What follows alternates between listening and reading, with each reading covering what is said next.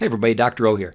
So I've been talking a lot about my fasting regimen and when I don't eat, but I've been getting a ton of questions about what I actually ate to lose 165 pounds. So just to review, I lost 49 pounds in 10 weeks, 101.2 pounds in 6 months, and 165 pounds in a year.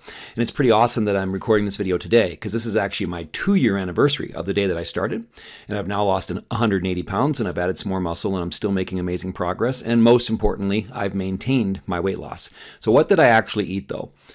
So I'll kind of go through the rules that I used and then how I designed meals to kind of fit within those rules. You know, if you don't want to eat the way that I do, just kind of follow the same rules and I think you can have the same progress that I did. So number one, I started at 6'2", 414 pounds, right? So obviously I ate a lot more than you if you weigh 200 pounds, but I was carrying 414 pounds around. So I ate 3 to 4 days per week. So I did a modified type of alternate day fasting where I would fast 3 days one week and 4 days the next. And I explained in other videos why I did it that way. But I was eating 3,000 or more calories per day on my eating days, right? In the beginning, I ate as much as I wanted at each meal. I was really focused on getting used to fasting, and that was the key. So I would generally eat 900 to 1,000 calories per meal, and then if I needed it because I was extra hungry, I would add a fourth meal. So I would eat 3 to 4 meals that look like the ones that I'm going to explain to you here. So I was not on a diet on my eating days. I don't recommend that with alternate day fasting. I recommend eating at maintenance or even slightly above, even once you get used to alternate day fasting. Let the fasting days be when you diet. Let your feasting days be when you refeed and really recover from the last fast and prepare for the next one. Also, as you can see here, I walked every day, 60, 70 minutes or more, and I did lift weights on my eating days. So between my size and the huge increase in physical activity from doing nothing when I weighed 414 pounds, I could eat a lot of calories and still lose a ton of weight. Like I said, I averaged 5 pounds of weight loss for the first 10 weeks. Okay, but of course the amount of food that I ate certainly did decrease as I got used to fasting, and it's gone down now. All right, so what are my eating rules? And you do not have to follow this first rule, but I'll explain why it's important to me. But you do not have to be low carb. I think low carb pairs really well with fasting, and for the reasons I'll give you in a second. But you don't have to follow this rule, but the other 2 rules I think are really important. Number 1, low carb. I ate between 40 and 60 grams of carbs per day. And as you can see here, I eat at least half of them in the meal before I exercise. I had played with lower carb, and that's perfectly fine, you know, getting as close to 0 carbs as possible. And there may have been a time when that was really important to me, but I've learned that I can eat this many carbs per day and still keep my blood glucose and my ketone levels right where I want them. So why do I think low carb is a good idea? Again, it's not for everyone. I enjoy it personally. I can stick with it better than being on a low-fat diet. You have to find a diet that you can enjoy to some extent, not just endure. So low carb works better for me, even just from a food choice standpoint. But I also do think that low carb helps many people control their hunger, which makes fasting easier. If you think about it, a low carb diet keeps your blood glucose levels stable and your insulin levels low, which is very similar to what we're trying to do with fasting. So I'm not on a blood sugar roller coaster. Right? I don't go low glucose, low insulin on fasting days, and then my blood sugar shoots up as I eat a bunch of carbs. So I feel like I'm always in this fat burning mode. So I'm always burning fat, whether it's the food from my meals on my feasting days or lunch from 5 years ago that's stored on my body on my fasting days. So that's why I like low carb, but completely understand if it's not for you. Rule number 2, though, I think is important. No matter how you eat, protein is the key. So I aimed for at least 40 grams of protein at every meal. But remember, I was very large, and I'm still big. Right? I'm still 6'2", 220 pounds. So I aimed for 40 grams of protein at every meal. My goal, 220 grams of protein per day. It was higher at the beginning. It was more like 250 or 260, and I erred on the side of going over when I first started. But now I have it dialed in where I really do shoot for that 220 grams of protein per day. If I don't get that in my meals, I will add a low-carb whey protein shake to make sure I hit that target. So why is it so important to me that you prioritize protein? Protein keeps you full. It has what's called the highest satiety value of any of the macronutrients between protein, carbs, and fat. Protein also burns more calories because it has a higher thermic effect of food, which means that you use a larger percentage of the calories to actually digest them. So it keeps you full, burns extra calories, and the key for me is it helps to preserve lean mass while you're on a diet. Your goal should be to lose fat as fast as you can without sacrificing any lean mass, without any muscle at all. So your protein goal should be be somewhere around that 1 pound of protein or 1 gram of protein per pound of body weight. That's a good goal to shoot for. If you're very overweight, like I was, then you can shoot for 1 gram of protein per pound of goal weight. That might be a safer target for you. Rule number 3 is fiber. For very similar reasons, for health reasons and for helping keep you full. 10 to 15 grams of fiber at every meal was my goal. My goal was to get 50 to 60 grams per day. And if I didn't, I would use something like Metamucil. I would use a psyllium husk powder to hit my fiber goal. So why? Fiber keeps you full. So that's obviously a really good reason. It keeps you regular, so you don't have any issues with constipation. But another really cool thing most people don't know about fiber, especially fiber like psyllium husk or what's known as soluble fiber, is it carries cholesterol out of your body. Your body squirts bile into your gut. Fiber grabs it and pulls it out of you so it can help lower your cholesterol. If you've watched the video about my health transformation, you know that I was able to lower my cholesterol by 107 points, while eating the diet that I'm talking about here. And I do think that trapping some of this cholesterol and carrying out of my body using fiber did play a big role. All right, so those are the rules. What did I actually eat? So a typical breakfast for me was scrambled eggs, quite a few of them, spinach just because I love veggies and I think I needed to get the fiber, avocado, and then maybe some leftover meat from the night before. So that would be like a basic typical breakfast for me. Remember, I said I'd be aiming for a 900 to 1,000 calorie meal. You would need to scale that based on how many calories you eat. Occasional breakfast treats, so I'll share some kind of exceptions to the rules as I go through it. I found these 0 net carb bagels on a website called Thin Slim Foods, no affiliation at all. I like their cinnamon one. They have a plain one too, but 90 calories, 0 net carbs, 14 grams of protein, lots of fiber. Just liked it. So these bagel, you have to enjoy your food too. These bagels, I would either put cream cheese or almond butter on them. So that was kind of an occasional breakfast treat. Also, my wife makes these really good breakfast burritos. So I would, she makes them for the family and they use regular tortillas because they're not on the same diet as me. But I use these Mama Lupe's 0 carb tortillas usually. There's also a Carb Smart tortilla that I know I've played with. There's lots of different low carb tortillas, but I would eat some of these. So they'd have scrambled eggs and breakfast sausage and a bunch of veggies in them. So that was another really good breakfast for me that I really enjoyed.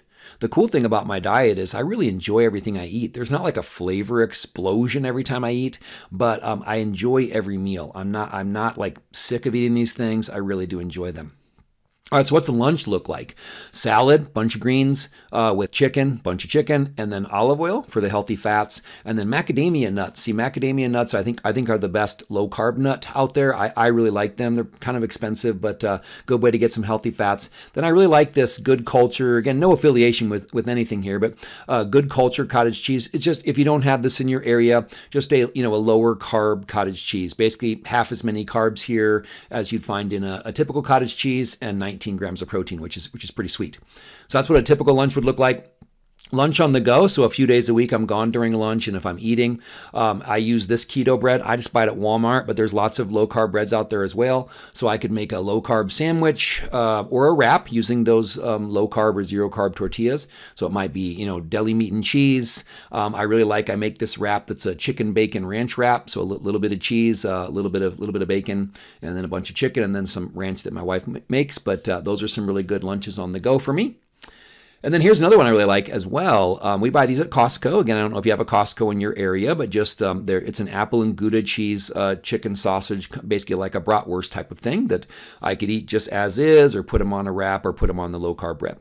So you might have to find something else in your area, but similar, just a type of thing. Pretty easy thing to eat for lunch.